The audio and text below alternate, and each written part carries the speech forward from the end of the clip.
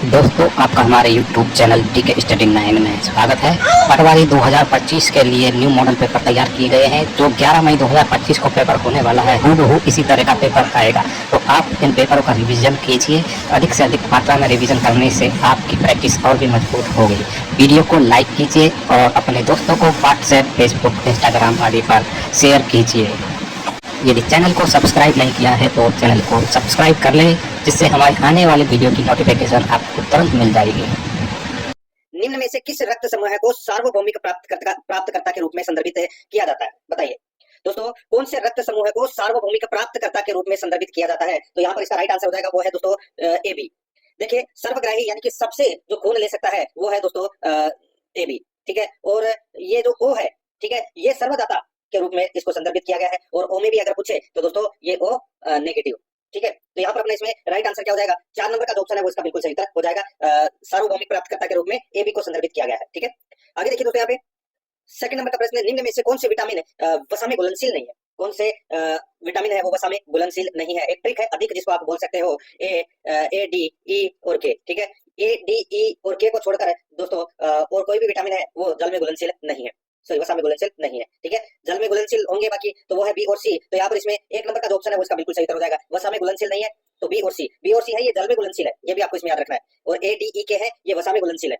Next आगे देखिए, यहाँ पे जापानी इंसेफेलाइटिस नामक रोग किस मच्छर के काटने से फैलता है? जापानी इंसेफेलाइटिस रोग किस मच्छर के काटने से फैलता है? तो इसका राइट आंसर हो जाएगा वो है क्यूलेक्स मच्छर के काटने से फैलता है। यहाँ पर 3 नंबर का जो ऑप्शन है वो इसका बिल्कुल सही उत्तर इसमें हो जाएगा। ये एक विषाणु जनित रोग है दोस्तों, ठीक है, ये आपको इसमें याद रखना है। आगे देखिए दोस्तों, यहाँ पे 4 नंबर का प्रश्न है, निम्न में से असंगत युग्म का चयन करना है कि असंगत युग्म कौन सा है? एक तरफ यौगिक है तो दूसरी तरफ रासायनिक नाम दे रखे हैं। असंगत युग्म में अपने को बताना है कि कौन सा एक गलत दे रखा है। दोस्तों यहाँ पर आप देख सकते हैं, ब्लीचिंग पाउडर का रासायनिक नाम कैल्शियम ऑक्सीक्लोराइड है, बिल्कुल सही है। जिप्सम का सोडियम कार्बोनेट, ये गलत हो जाएगा दोस्तों। सोडियम कार्बोनेट है ये वाशिंग सोडा का रासायनिक नाम है। तो जिप्सम का रासायनिक नाम क्या है? तो वो है कैल्शियम सल्फेट, ये जिप्सम का रासायनिक नाम है। यहाँ पर सोडियम कार्बोनेट है ये वाशिंग सोडा का, इसलिए ये गलत दे रखा है। बेकिंग सोडा का दोस्तों सोडियम बाइकार्बोनेट है, बिल्कुल सही है। प्लास्टर ऑफ पेरिस का रासायनिक नाम कैल्शियम सल्फेट है, हेमिडहाइडेट है, तो दोस्तों बिल्कुल सही है। तो यहाँ पर इसमें 2 नंबर का ऑप्शन राइट आंसर हो जाएगा, ये असंगत युग्म है। 5 नंबर का प्रश्न इसमें देखिए, प्राकृतिक रबर बहुलक है, प्राकृतिक रबर बहुलक है, तो दोस्तों ये किसका बहुलक है? तो ये आइसोप्रेन का बहुलक है दोस्तों। यहाँ पर 4 नंबर का जो ऑप्शन है वो इसका बिल्कुल सही उत्तर हो जाएगा, आइसोप्रेन का ये बहुलक है। 6 नंबर का प्रश्न इसमें देखिए, मानव नेत्र के रेटिना पर बनने वाला प्रतिबिंब होता है। मानव नेत्र के रेटिना पर बनने वाला प्रतिबिंब होता है। तो बनने वाला जो प्रतिबिंब होता है वो होता है दोस्तों वास्तविक एवं उल्टा होता है, वास्तविक एवं उल्टा होता है। यहाँ पर 2 नंबर का जो ऑप्शन है वो इसका बिल्कुल सही उत्तर हो जाएगा।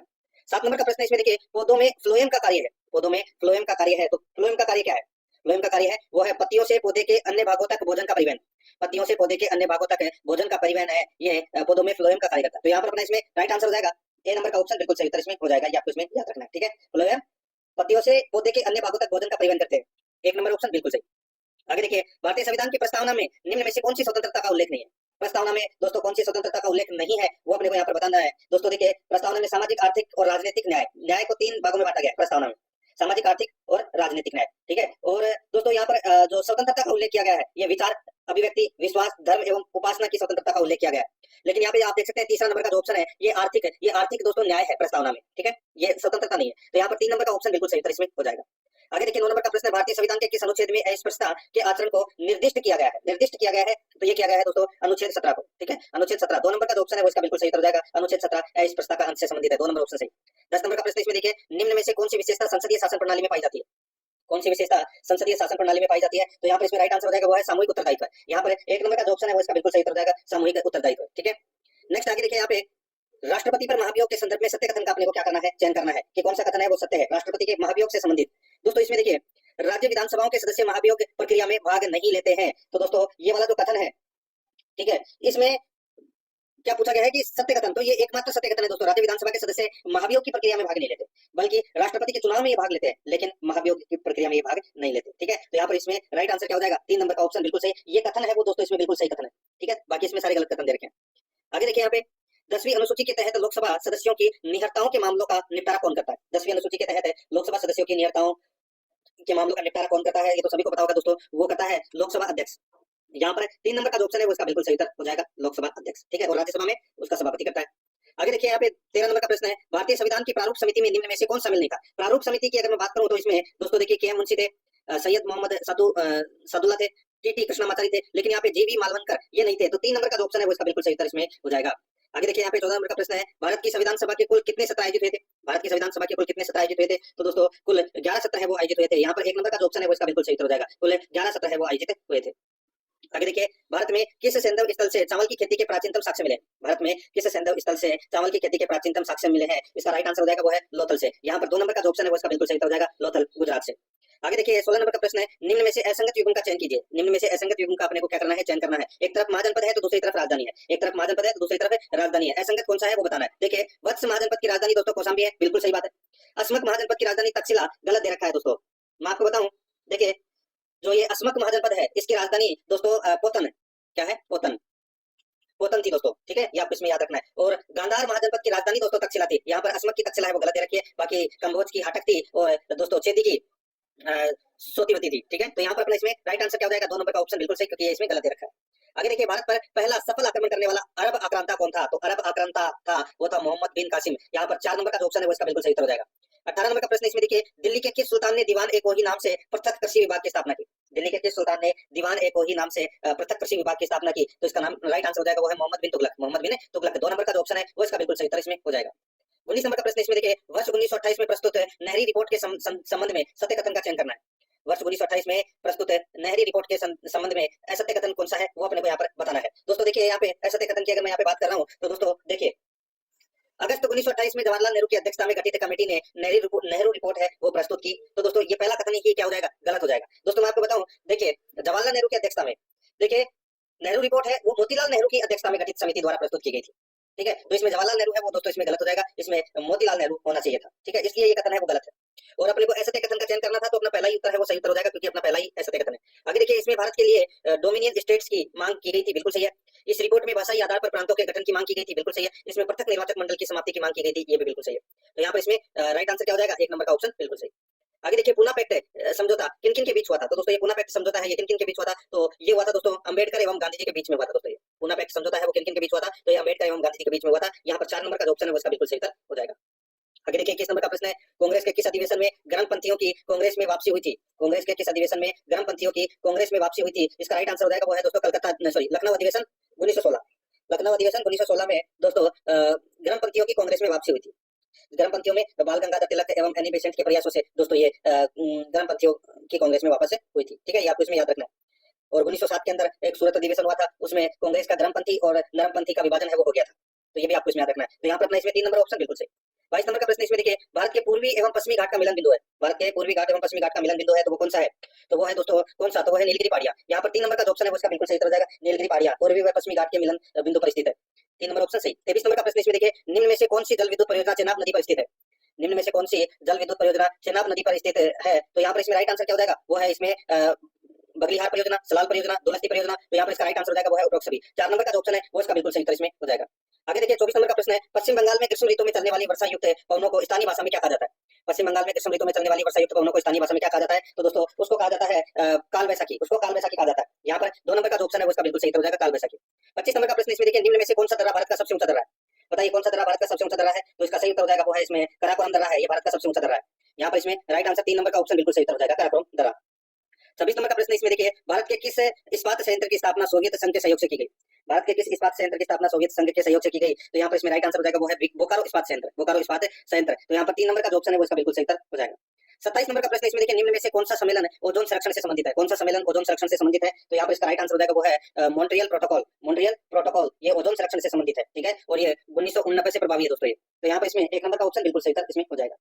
आगे देखिए, 28 नंबर का प्रश्न, निम्न में से कौन सी ग्रीन हाउस गैस नहीं है? ग्रीन हाउस गैस कौन सी नहीं है? तो दोस्तों यहाँ पर आप देख सकते हैं कार्बन डाइऑक्साइड, ओजोन है, जलवाष्प है, लेकिन ऑक्सीजन दोस्तों ग्रीन हाउस गैस है वो नहीं है। राइट आंसर हो जाएगा यहाँ पे 4 नंबर ऑप्शन सही उत्तर। 29 नंबर का प्रश्न है, भारत की स्वतंत्रता के बाद समान नागरिक संहिता यूसीसी लागू करने वाला देश का पहला राज्य कौन सा है? तो दोस्तों यूसीसी लागू करने वाला देश का पहला राज्य कौन सा है? इसका राइट आंसर हो जाएगा वो है उत्तराखंड। यहाँ पर 2 नंबर का जो ऑप्शन है वो इसका बिल्कुल सही उत्तर हो जाएगा, उत्तराखंड, ठीक है, ये आपको इसमें याद रखना है। यानी कि समान नागरिक संहिता लागू करने वाला देश का पहला राज्य उत्तराखंड है। 2 नंबर ऑप्शन सही उत्तर। आगे देखिए, राजस्थान के किस शहर ने रामसर कन्वेंशन के तहत मान्यता प्राप्त वेटलैंड शहरों की सूची में जगह बनाई है? राजस्थान के किस शहर ने रामसर कन्वेंशन के तहत मान्यता प्राप्त वेटलैंड शहरों की सूची में जगह बनाई है? तो यहाँ पर इसका सही उत्तर हो जाएगा वो है उदयपुर में।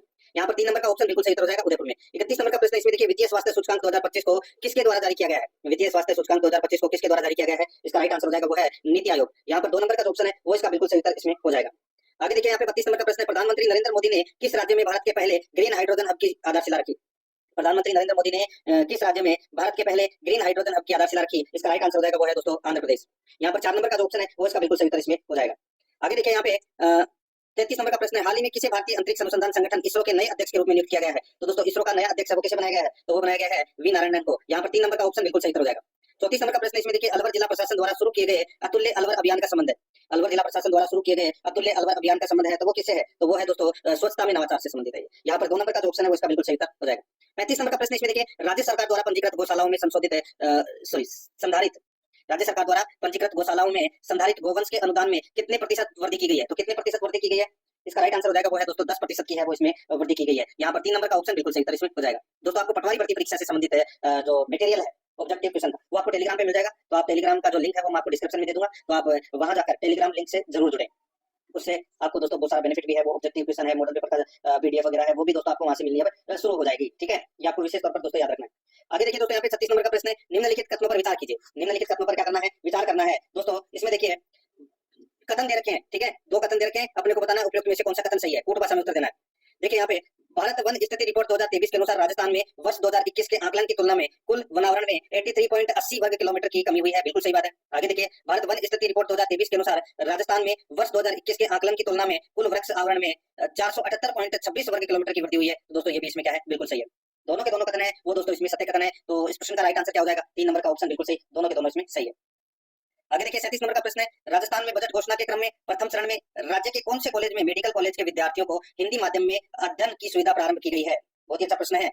बताइए, राजस्थान में बजट घोषणा के क्रम में प्रथम चरण में राज्य के कौन से कॉलेज में मेडिकल कॉलेज के विद्यार्थियों को हिंदी माध्यम में अध्ययन की सुविधा प्रारंभ की गई है? इसका राइट आंसर हो जाएगा वो है दोस्तों इसमें doctor Sampurnanand medical college Jodhpur, medical college Barmer, इन दोनों में की गई है दोस्तों ये हिंदी माध्यम में अध्ययन की सुविधा प्रारंभ। यहाँ पर 3 नंबर ऑप्शन बिल्कुल सही हो जाएगा। 38 नंबर का प्रश्न इसमें देखिए, सब मिशन ऑन एग्रीकल्चर मेकनाइजेशन योजना के संदर्भ में निम्न कथनों पर विचार कीजिए। सब मिशन ऑन एग्रीकल्चरल मेकनाइजेशन योजना के संदर्भ में निम्न कथनों पर विचार कीजिए। दोस्तों निम्न कथनों पर अपने को क्या करना है? विचार करना है। और दोस्तों कोट भाषा में अपने को उत्तर देना है कि कौन सा कथन है वो इसमें सत्य है। ठीक है दोस्तों, देखिए सब मिशन ऑन एग्रीकल्चर मेकनाइजेशन योजना के संदर्भ में इसके अंतर्गत किसानों को कृषि यंत्रों की खरीद पर 50% का अनुदान दिया जाता है। तो दोस्तों बिल्कुल सही बात है। इसमें देखिए, इसमें किसान को एक प्रकार के कृषि यंत्र पर 5 वर्ष की समयावधि में केवल एक बार अनुदान दिया जाता है। तो ये कथन है वो दोस्तों इसमें गलत कथन है।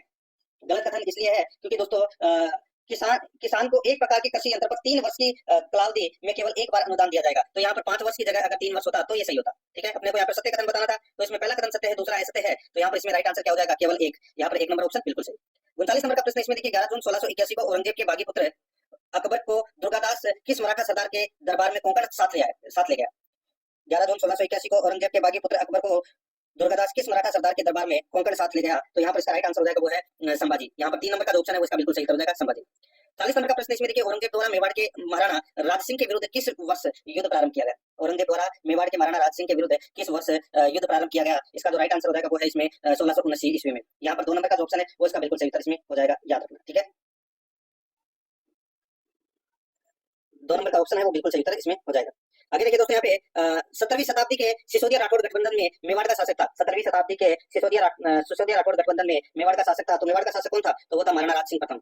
यहाँ पर 2 नंबर का ऑप्शन है वो इसका बिल्कुल सही उत्तर हो जाएगा। 42 नंबर का प्रश्न इसमें देखिए, संविधान के अनुच्छेद 213 के अनुसार राज्यपाल को अध्यादेश जारी करने का अधिकार है। राज्यपाल को अध्यादेश जारी करने का अधिकार है। तो दोस्तों वो है इसमें यह शक्ति मंत्रिमंडल के परामर्श से प्रयुक्त की जाती है। ठीक है, तो दोस्तों ये कथन बिल्कुल सही है।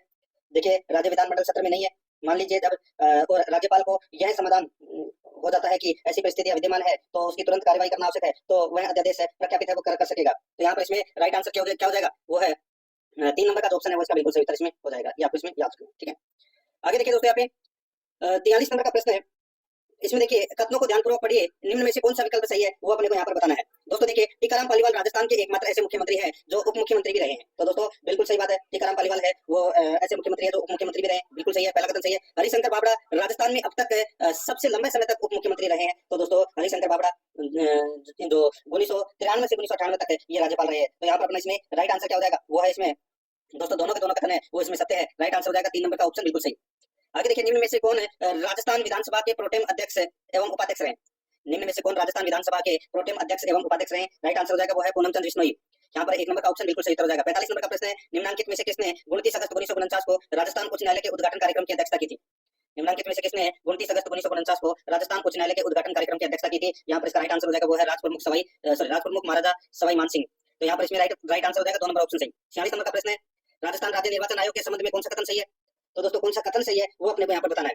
दोस्तों मैं आपको डायरेक्ट बता देता हूँ कौन सा कथन है वो सही है। इसमें देखिए, राजस्थान राज्य निर्वाचन आयोग का गठन संविधान के अनुच्छेद 243 के अधीन अप्रैल 1994 में हुआ, ये कथन है वो दोस्तों इसमें गलत हो जाएगा। ठीक है, ये कथन है वो दोस्तों इसमें गलत हो जाएगा। देखिए, राजस्थान निर्वाचन आयोग की बात हो रही है तो दोस्तों इसका गठन है वो 1 जुलाई 1994 को अमर सिंह राठौड़ की अध्यक्षता में इसका गठन है वो किया गया था, और ये एक सदस्यीय आयोग है जिसमें एक सचिव होता है।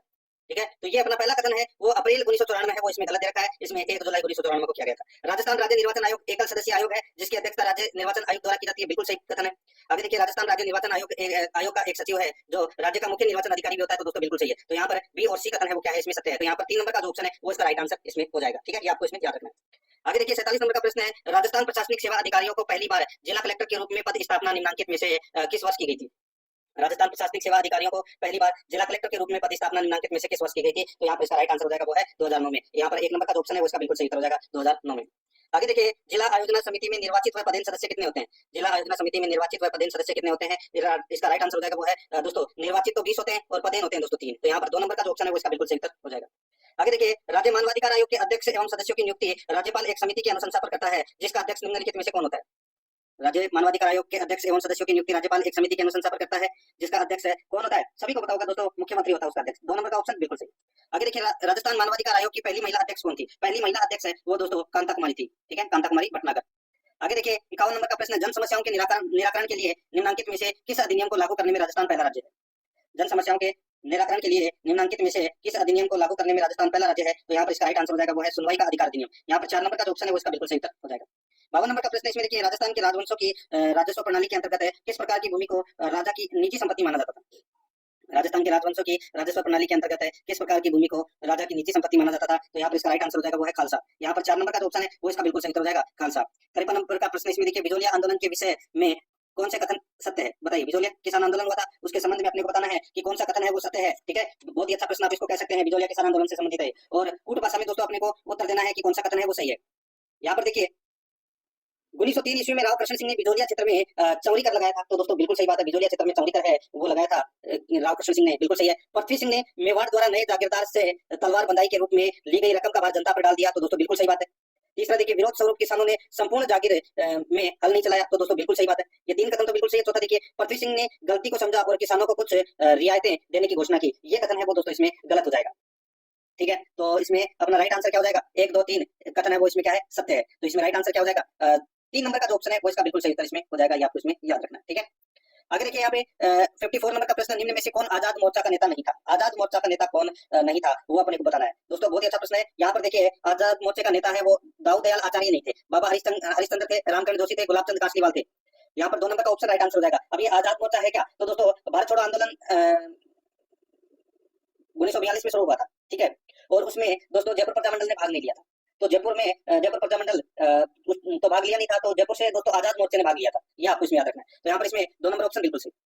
55 नंबर प्रश्न, सुमेलित कीजिए, एक तरफ हस्तशिल्प है दूसरी तरफ स्थान है। तो यहाँ पर देखिए, अजरक प्रिंट है वो दोस्तों कहाँ का प्रसिद्ध है? तो दोस्तों ये बाड़मेर का। और जाजम प्रिंट है दोस्तों, जाजम प्रिंट है ये चित्तौड़गढ़ का प्रसिद्ध है, और पिछवाई कला नाथद्वारा की प्रसिद्ध है, और दापू प्रिंट है वो अकोला चित्तौड़गढ़ का प्रसिद्ध है। ठीक है, तो यहाँ पर अपना इसमें राइट आंसर क्या हो जाएगा? वो हो जाएगा दोस्तों इसमें 4, 2, 1, 3 इसका बिल्कुल सही उत्तर इसमें हो जाएगा। यहाँ पर 1 नंबर का जो ऑप्शन है वो इसका बिल्कुल सही उत्तर हो जाएगा। आगे देखिए, राजस्थान की प्रसिद्ध लोक कला बेवाण क्या है? राजस्थान की प्रसिद्ध लोक कला बेवाण है, तो बेवाण क्या है? बेवाण दोस्तों लकड़ी से निर्मित सिंहासन जिस पर ठाकुर जी की मूर्ति को श्रृंगारित करके बैठाया जाता है उसको बेवाण बोलते हैं। यहाँ पर 2 नंबर का जो ऑप्शन है वो इसका बिल्कुल सही उत्तर इसमें हो जाएगा, ये आपको इसमें याद रखना है। ठीक है, आगे देखिए, यहाँ पे 57 नंबर का प्रश्न है, विक्रम संवत के अनुसार एक वर्ष में आने वाले निम्नलिखित त्योहारों को क्रम में प्रारंभ से अंत में जमाएं। विक्रम संवत के अनुसार एक वर्ष में आने वाले निम्नलिखित त्योहारों को क्रम से यानी कि प्रारंभ से अंत तक है वो अपने को जमाना है। दोस्तों यहाँ पर देखिए, सबसे पहले यहाँ पर गणेश चतुर्थी, दीपावली, कृष्ण जन्माष्टमी और गणगौर दे रखा है। तो गणगौर का त्योहार है वो दोस्तों चैत्र कृष्ण एकम प्रतिपदा से प्रारंभ होती है, तो ये गणगौर का त्योहार है, ये 1 नंबर पे आएगा। उसके बाद में दोस्तों कृष्ण जन्माष्टमी आती है, ये 2 नंबर पे आएगी। ठीक है, फिर आएगी दोस्तों इसमें गणेश चतुर्थी, फिर ये 3 नंबर पे, ये भादवा में आती है, और दीपावली दोस्तों कार्तिक अमावस्या को आती है, तो ये 4थे नंबर पर। तो यहाँ पर 4, 3, 1, 2 इसका बिल्कुल सही उत्तर हो जाएगा। 4, 3, 1, 2 यानी कि 1 नंबर का ऑप्शन बिल्कुल सही उत्तर इसमें हो जाएगा। 58 नंबर का प्रश्न इसमें देखिए, गौरी नृत्य का संबंध किस जनजाति से? दोस्तों गौरी नृत्य का संबंध है वो ये भीलों का नृत्य है दोस्तों, भील जनजाति का नृत्य है ये गौरी। तो यहाँ पर 2 नंबर ऑप्शन सही। आगे देखिए, निम्नलिखित में से कौन से लोक देवता की माता मैना देती? राइट आंसर हो जाएगा वो है रामदेव जी की माता है, उनका नाम था मैना देव। नेक्स्ट आगे देखिए, किस लोक संत की स्मृति में प्रतिवर्ष चैत्र अमावस्या को फड़ोदी कोड़ू अथवा कोलूमंड ग्राम में विशाल मेला लगता है? तो सभी को पता होगा दोस्तों, बाबू जी की स्मृति में ये मेला लगता है, जिन्हें ऊंटों के देवता और प्लेग रक्षक के देवता के रूप में इनको माना जाता है। राइट आंसर हो जाएगा यहाँ पे बाबू जी, 3 नंबर ऑप्शन बिल्कुल सही। 61 नंबर का प्रश्न है, निम्नलिखित को सम्मिलित कीजिए तथा नीचे दिए गए कूट से सही उत्तर का अपने को यहाँ पर चयन करना है। एक तरफ लेखक है, दूसरी तरफ रचना है, ठीक है, यानी कि लेखन है। यहाँ पर देखिए कान्हा व्यास की जो रचना है वो दोस्तों कौन सी है, तो वो है एकलिंग महात्म्य।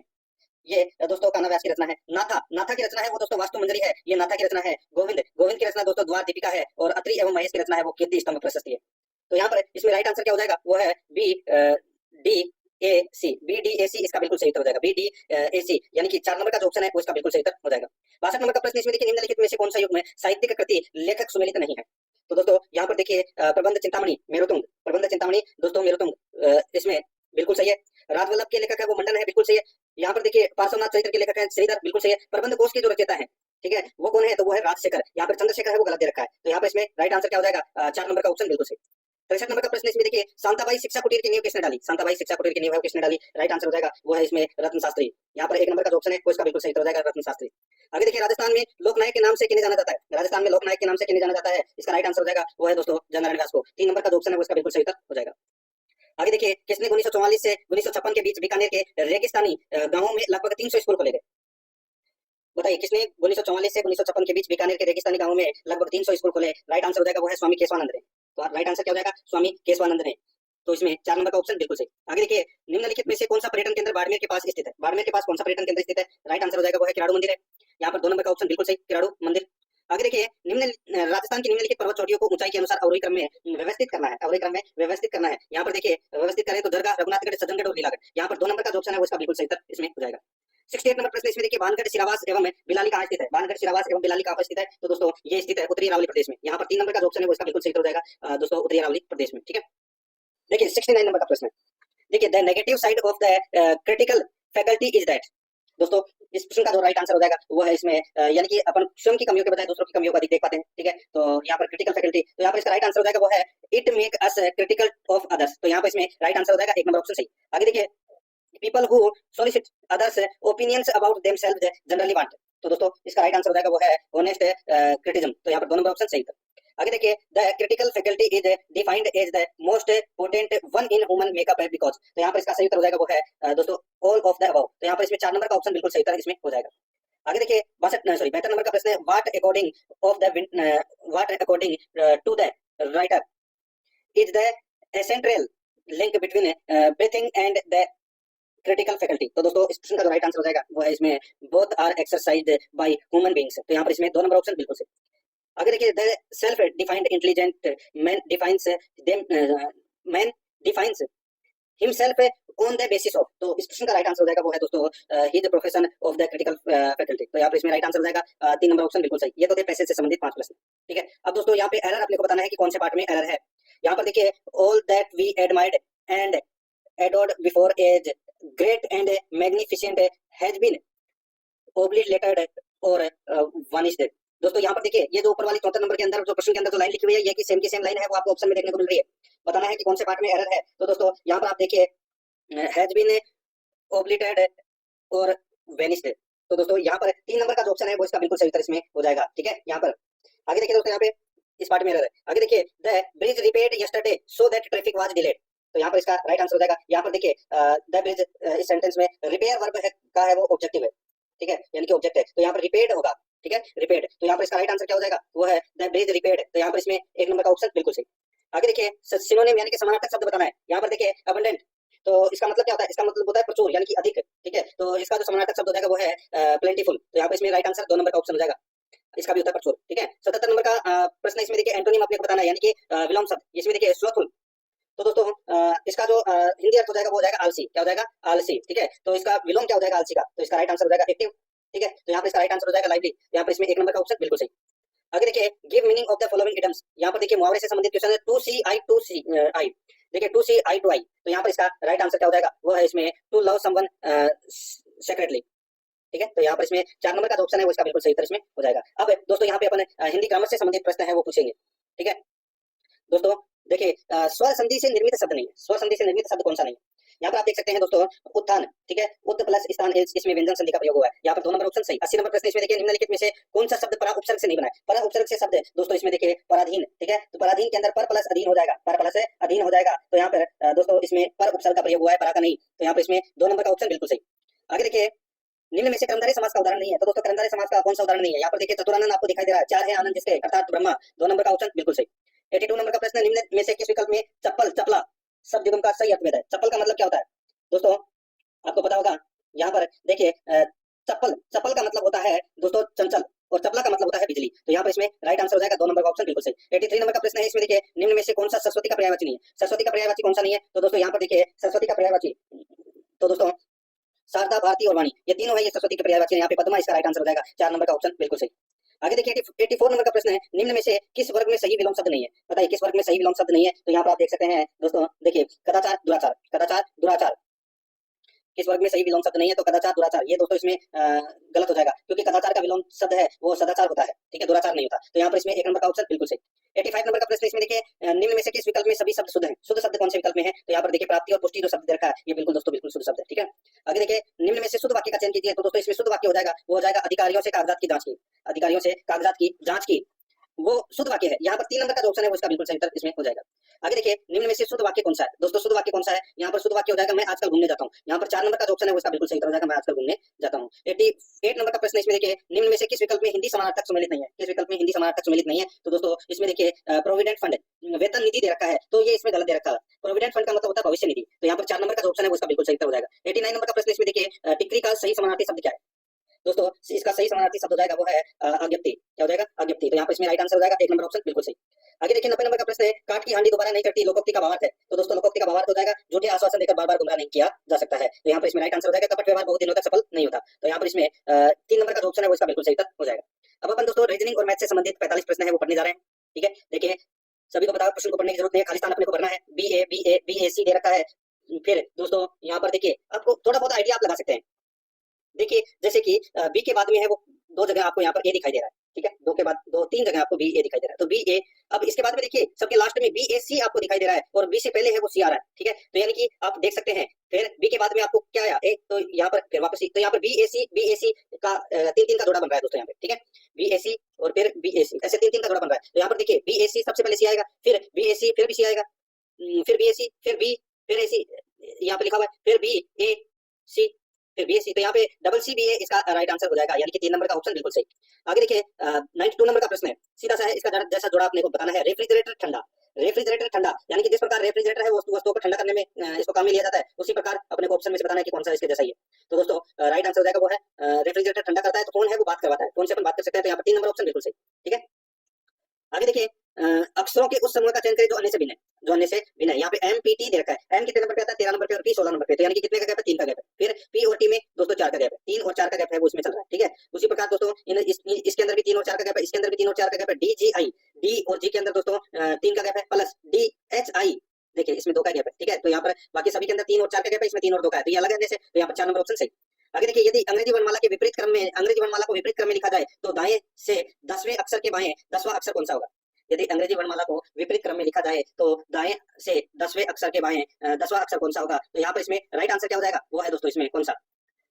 तो दोस्तों देखिए विपरीत क्रम में अगर अपन जमाएं तो दोस्तों दाएं से M वे अक्षर बाईं ओर से N अक्षर होता है, ठीक है। तो दाएं से यानी कि सीधा से मैं आपको बोलूं 10 + 10 करना होगा तो 20 नंबर पे क्या आता है? T। तो यहाँ पे इसका राइट आंसर हो जाएगा 4 नंबर ऑप्शन बिल्कुल सही। 95 नंबर का प्रश्न है, ये देखिए 95 से 97 तक अपने को ये रीजनिंग से संबंधित प्रश्न है, ठीक है। और ये थोड़ा सा पैसेज पढ़ के अपने को उत्तर देना है। जैसे कि आप पढ़ोगे पैसेज तो आपको पता लग जाएगा। रेबीज किसी भी जानवर द्वारा दूसरे को खुले कट और घाव के माध्यम से प्रेषित किया जा सकता है। राइट आंसर हो जाएगा वो है निश्चित रूप से ऐसा है, ठीक है। आगे देखिए 96 नंबर का प्रश्न, पश्चिमी देशों में रेबीज का पता लगाने के लिए प्रयोगशालाएं अच्छी तरह से सुसज्जित है। तो इसमें सही उत्तर हो जाएगा वो है इसका डाटा है वो अपर्याप्त है, ठीक है, कुछ नहीं बताया गया है उसमें, ऊपर जो पैराग्राफ दिया गया है उसमें। रेबीज एक बीमारी है जो एक प्रकार का वायरस से होती है, तो इसका राइट आंसर हो जाएगा निश्चित रूप से सत्य है। यहाँ पर 1 नंबर ऑप्शन बिल्कुल सही। 98 नंबर का प्रश्न, इसमें देखिए एक लड़की का परिचय कराते हुए विपिन ने कहा, एक है लड़की का परिचय करवाते हुए दोस्तों विपिन ने कहा, विपिन ने, ठीक है, कि उसकी माता यानी कि इसकी माता मेरी सास की इकलौती बेटी है, इसकी सास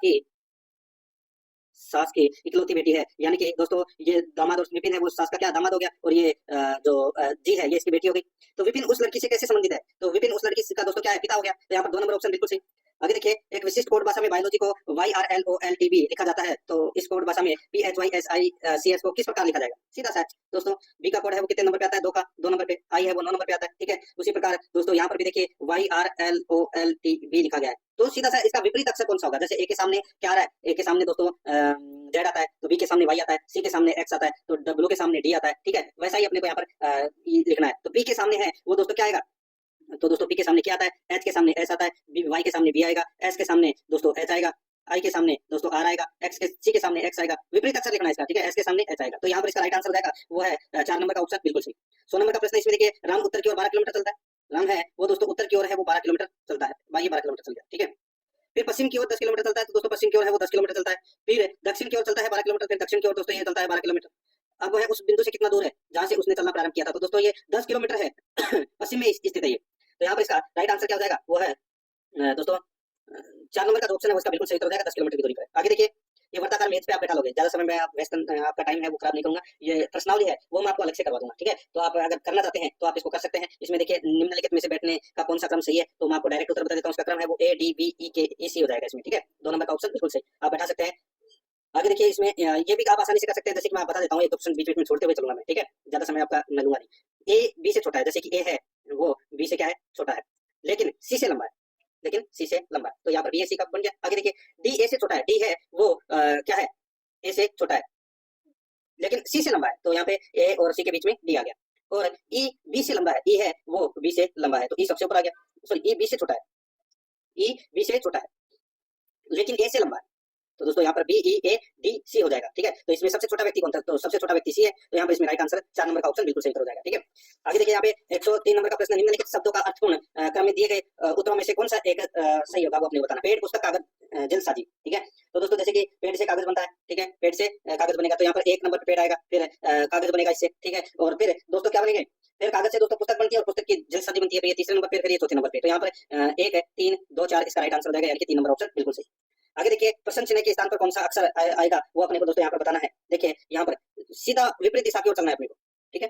जैसे कि ए के सामने क्या है? पी है, और जी के सामने क्या है? जे है, तो एफ के सामने है वो क्या आएगा वो बताना है अपने को, ठीक है। तो यहाँ पर ए और पी कितने हो गए टोटल? ए है वो 1 नंबर पे आता है, और पी है वो 16 नंबर पे आता है, तो टोटल 17 हो गया। उसी प्रकार दोस्तों यहाँ पे जी है वो कितने नंबर पे आता है? तो दोस्तों जी यहाँ पे 7 नंबर पे आता है, और जे है वो दोस्तों 10 नंबर पे आता है, टोटल कितने हो गए? 17। अब यहाँ पे एफ है, एफ कितने नंबर पे आता है? 6। एफ में क्या जोड़े कि 17 आ जाए? तो 11, ठीक है। तो 11 नंबर पे क्या आता है? 11 नंबर पे दोस्तों जे आता है, तो यहाँ पर इसमें सॉरी क्या आता है 11 नंबर पे, ठीक है। तो यहाँ पर इसमें राइट आंसर क्या हो जाएगा? 4 नंबर का ऑप्शन बिल्कुल सही। आगे देखिए, सही अक्षर से प्रश्न चिन्ह स्थापन करें, तो यहाँ पे Z X V T R N, तो दोस्तों आप देखिए, जेड है वो 26 नंबर पे, और एक्स है वो दोस्तों कितने नंबर पे आएगा? 24 नंबर पे, ठीक है। फिर वी है वो 22 नंबर पे, फिर टी है वो दोस्तों 20 नंबर पे, फिर आर है वो 18 नंबर पे, अब 16, फिर 14 नंबर पे एन है, तो 16 नंबर पे क्या आएगा? 16 नंबर पे दोस्तों यहाँ पे पूछा है, आर का कोड 18 होता है, सभी को पता है, तो 16 नंबर पे दोस्तों पी आएगा, तो यहाँ पर इसमें 4 नंबर का ऑप्शन बिल्कुल सही। आगे देखिए, यहाँ पे दिए गए शब्दों शब्द उनके यानी कि सीधा सा है, इसके जैसा समानार्थक शब्द अपने को बताना। चाय कप आगे क्या आएगा? ठीक है, चाय कप में डालकर पी जाती है, वैसे ही दोस्तों भोजन है वो प्लेट में डालकर खाया जाता है, तो यहाँ पर 3 नंबर ऑप्शन बिल्कुल सही हो जाएगा। आगे देखिए, दिए गए विकल्पों में से विषम को चुनना है, विषम को अपने को यहाँ पर चुनना है, तो दोस्तों यहाँ पर आप देख सकते हैं, देखिए 27 का दोस्तों 27 का स्क्वायर होता है 729, 19 का स्क्वायर होता है 361, और 32 का जो स्क्वायर होता है वो दोस्तों यहाँ पे 476, ये गलत दे रखा है, ठीक है। तो 30 का स्क्वायर 900 हो जाएगा, तो 32 का तो ज्यादा जाएगा, ठीक है। और बाकी 26 का 676 है, तो यहाँ पर 3 नंबर ऑप्शन बिल्कुल सही हो जाएगा। आगे देखिए, अंग्रेजी वर्णमाला में बाईं ओर से 18वें अक्षर के बाईं और 10वां अक्षर कौन सा होगा? तो दोस्तों सीधा सा 10 में सॉरी 18 में से 10 घटा दीजिए, क्या बचा? 8, और 8 नंबर पे क्या आता है? एच, तो यहाँ पर 4 नंबर का ऑप्शन बिल्कुल सही इसमें हो जाएगा। आगे देखिए, यहाँ पे 109 नंबर प्रश्न है, एस टी की बहन है, एस है वो क्या है? टी की बहन है, आर एस का भाई है, आर है वो क्या है? एस का भाई है, यानी कि ये है वो बहन है, माइनस लिख देता हूँ उसको, ठीक है। यू डब्लू की पत्नी है, यू है वो दोस्तों क्या है? डब्लू की पत्नी है, ठीक है, इसको भी मैं माइनस लिख देता हूँ। टी यू का पिता है, टी है वो यू का क्या है? पिता है, तो ये इसका क्या हो गया दोस्तों? पिता। टी डब्लू से कैसे संबंधित है? टी है वो डब्लू से कैसे संबंधित है? तो दोस्तों सीधा सा है, इसमें ससुर का संबंध हो जाएगा दोस्तों, ससुर दामाद का, तो यहाँ पर इसका सही उत्तर क्या हो जाएगा? वो है इसमें दोस्तों ससुर का संबंध है, 2 नंबर ऑप्शन बिल्कुल सही, आसानी से कर सकते हैं दोस्तों। जैसे कि यहाँ पर 110 नंबर का प्रश्न है, GIRL, तो क्यू डब्ल्यू एन एल लिखा गया है इसको, तो आप कैप को क्या लिखेंगे? ठीक है, तो यहाँ पर देखिए दोस्तों, जी को दोस्तों यहाँ पे एल से निरूपित किया गया है, ठीक है, और आई को किया गया है दोस्तों एन से, आई को एन से, और आर को डब्ल्यू से, और एल को क्यू से, इनमें सब में दोस्तों 5-5 का गैप है। तो यहाँ पे ये दोस्तों के में अगर अपन 5 जोड़ेंगे तो क्या आ जाएगा? पी आ जाएगा। ई में अगर अपन 5 जोड़ेंगे तो दोस्तों क्या आ जाएगा? जे आ जाएगा। पी में अगर अपन 5 जोड़ेंगे तो दोस्तों यू आ जाएगा, और टी में अगर अपन 5 जोड़ेंगे तो दोस्तों वाई आ जाएगा। तो यहाँ पे वाई यू जे पी इसका राइट आंसर हो जाएगा, ठीक है। यहाँ पे 2 नंबर का जो ऑप्शन है वो इसका बिल्कुल सही। 111 नंबर का प्रश्न है, इसमें देखिए दोस्तों, मोहन 30 मीटर दक्षिण की ओर चलता है, 30 मीटर है वो दोस्तों दक्षिण की ओर चला गया, फिर बाईं ओर घूमता है और 15 मीटर चलता है, इधर चलाता हूँ दोस्तों, ठीक है। ये दोस्तों 30 मीटर है वो इधर चला, फिर दोस्तों बाईं ओर घूमता है और 15 मीटर चलता है, ये 15 मीटर चला, फिर दाईं ओर घूमता है और 20 मीटर चलता है, फिर दाईं ओर घूमता है और दोस्तों 20 मीटर चलता है, फिर वह दोबारा दाईं ओर घूमता है और 15 मीटर चलता है, दोबारा दाईं ओर घूम के फिर ये 15 मीटर है वो चलता है। अब वह प्रारंभिक बिंदु से कितनी दूरी पर है, तो दोस्तों 30 मीटर तो ये हो गया, ठीक है, और 20 मीटर ये वाला हो गया, तो 30 और 20 कितने हो गए, 50 मीटर। तो यहाँ पर 2 नंबर का जो ऑप्शन है वो इसका बिल्कुल सही उत्तर इसमें हो जाएगा, ठीक है। ज्यादा कुछ खास करने की दोस्तों इसमें जरूरत नहीं है। देखिए ये भी आप आसानी से कर सकते हैं, 5 विषय है, अपने को जमाना है कि कौन सा दिन कौन सा पढ़ाया जाएगा, ठीक है।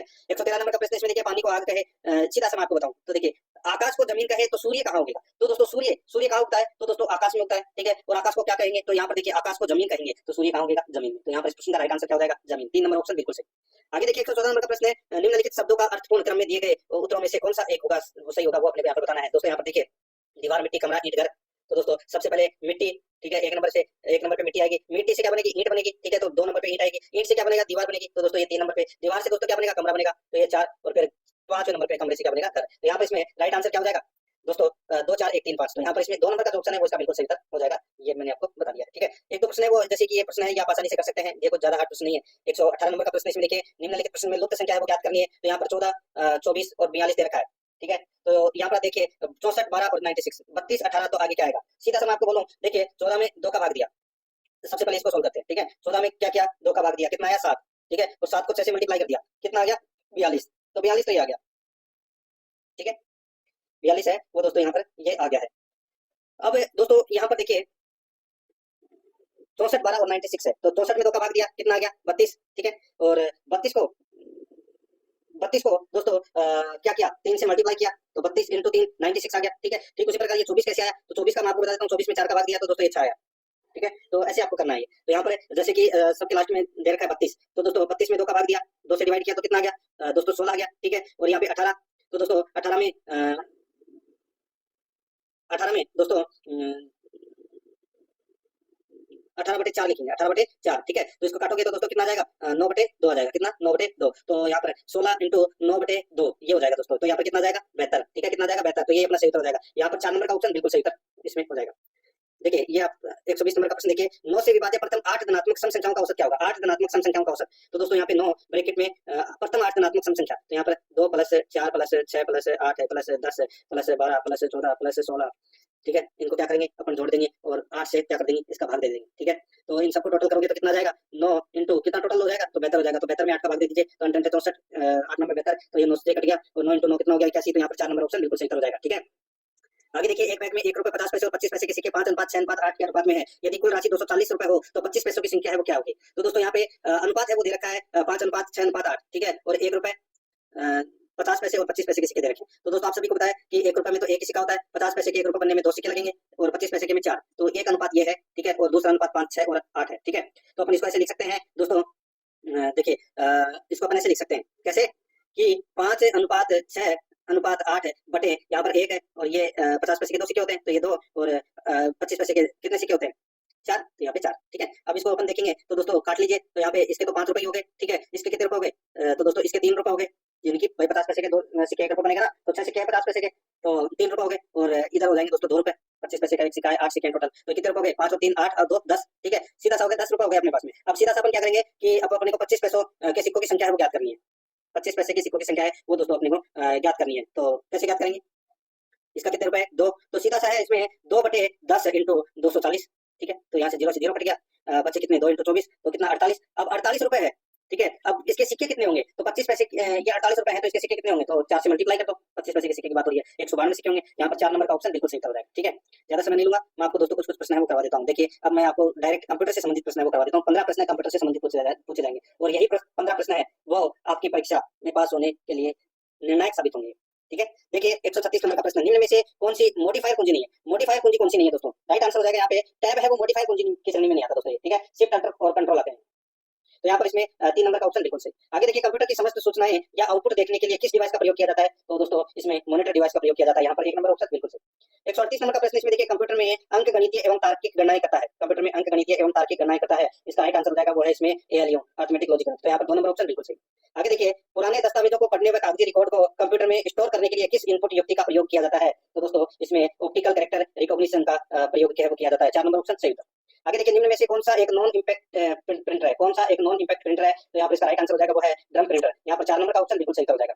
141 नंबर का प्रश्न इसमें देखिए इनपुट और आउटपुट दोनों के रूप में कार्य करने वाला डिवाइस है, तो वो कौन सा है, तो वो है दोस्तों फैक्स मशीन। तो यहाँ पर 3 नंबर का ऑप्शन बिल्कुल सही हो जाएगा, फैक्स मशीन। 142 नंबर का प्रश्न इसमें देखिए प्रिंटर की गुणवत्ता को मापा जाता है, प्रिंटर की गुणवत्ता को मापा जाता है तो दोस्तों डॉट प्रति इंच में मापा जाता है। 2 नंबर ऑप्शन बिल्कुल सही। आगे देखिए कंप्यूटर सिस्टम में किसी क्रम में चल रही प्रोसेस को क्रियान्वित करने हेतु किस फाइल का उपयोग किया जाता है, तो यहाँ पर इसका राइट आंसर हो जाएगा वो है दोस्तों फीफो फाइल, फीफो फाइल यानी कि first in first out file. आगे देखिए एग्जीक्यूशन के लिए लोडर द्वारा मेमोरी में लाए जाने वाले बाइनरी कोड है किस फाइल में संग्रहित रहते हैं, तो कौन सी फाइल में संग्रहित रहते हैं, तो वो है एग्जीक्यूटेबल फाइल। यहाँ पर 4 नंबर का ऑप्शन बिल्कुल सही। आगे देखिए जीएफएस फाइल सिस्टम किस ऑपरेटिंग सिस्टम में प्रयुक्त होता है, तो ये होता है दोस्तों लिनक्स में। 3 नंबर ऑप्शन बिल्कुल सही। आगे देखिए कंप्यूटर में मेमोरी मापने की सबसे छोटी इकाई होती है, तो वो होती है दोस्तों बिट। यहाँ पर 2 नंबर ऑप्शन बिल्कुल सही, बिट। आगे देखिए सीपीयू द्वारा बार बार उपयोग में आने वाले डाटा एवं निर्देशों को किस मेमोरी में सेव किया जाता है, तो दोस्तों ये किया जाता है रजिस्टर मेमोरी में। यहाँ पर 1 नंबर का ऑप्शन बिल्कुल सही। आगे देखिए निम्न में से कौन सा एक multi user time sharing operating system है, तो वो है दोस्तों यूनिक्स। तो यहाँ पर 2 नंबर का ऑप्शन बिल्कुल सही। 149 नंबर का प्रश्न है एमएस वर्ड में अधिकतम फॉन्ट साइज कितना हो सकता है, तो कितना हो सकता है, तो दोस्तों वो हो सकता है अधिकतम 1638 हो सकता है दोस्तों, ठीक है, न्यूनतम 1 हो सकता है। आगे देखिए एमएस एक्सेल में सेल की पहचान होती है, तो दोस्तों सेल की पहचान होती है एड्रेस से, तो यहाँ पर इसमें 4 नंबर का जो ऑप्शन है वो इसका बिल्कुल सही उत्तर हो जाएगा। दोस्तों वीडियो देखने के लिए आपका बहुत बहुत धन्यवाद और हमें कमेंट करके बताइए आपको वीडियो कैसा लगा और वीडियो को लाइक कीजिए, शेयर कीजिए और चैनल को सब्सक्राइब नहीं किया है तो सब्सक्राइब भी कर लीजिए।